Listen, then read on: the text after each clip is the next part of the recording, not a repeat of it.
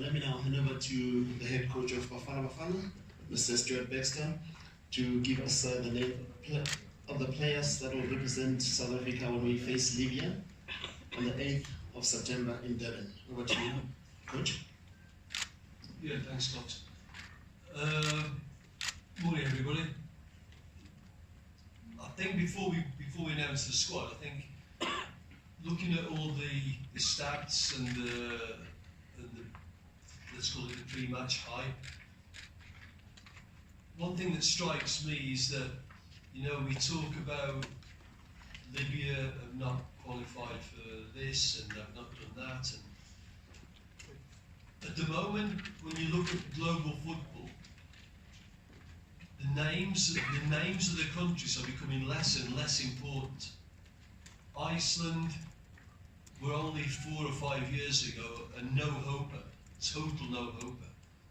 And on this African continent, we get constant surprises of teams that only 5 or 6 years ago would have been whipping boys. So global football is changing.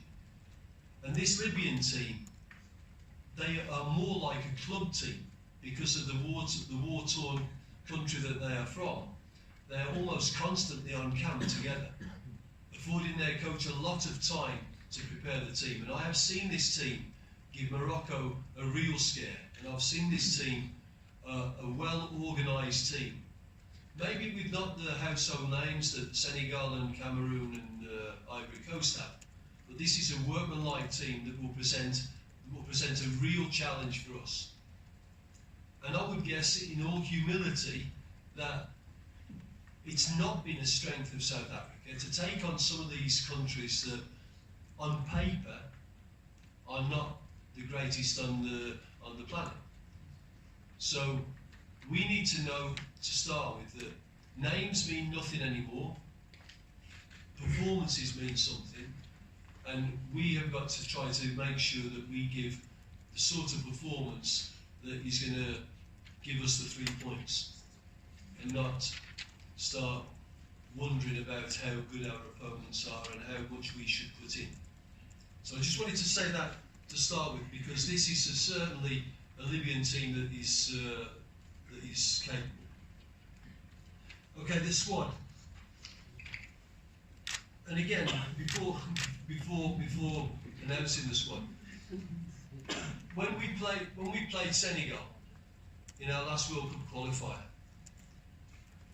we identified a strategy that would try to move us along the road to Afcon and then further on. And from that squad to this squad, we have an 11-man swing. And this is only a smaller squad because the second game of our camp has been cancelled. So we're announcing a 22-man squad. There's been an 11-man swing. Not all of those players that are not in this squad are out of the picture. But what it does do, it makes it clear that the Zambia camp and the COSAFA were a part of a strategy to broaden and deepen the pool of players and introduce a few younger players. The average age of this squad is 26.4, which is knocking 18 months off the squad there. So we're also trying to bring in some younger players and create a new squad that is a part of a strategy, not just publicity stunts. Okay, goalkeepers. Ismail Kune, Roman Williams, Darren Keat.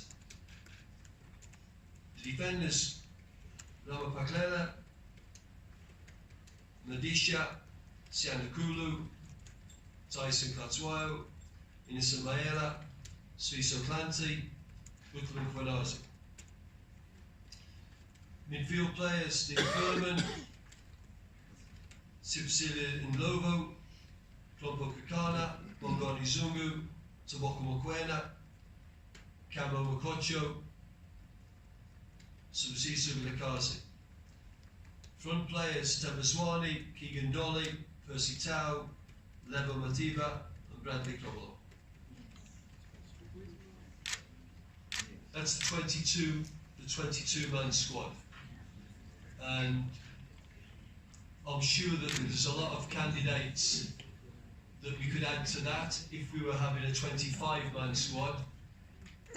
I think one of the things that we've had to change is our thinking about respecting the players, experienced players, bringing them onto a camp when there's only one game, and having them sitting up in the stand for no apparent reason. I think we have to show a little bit of respect to some of the more experienced players.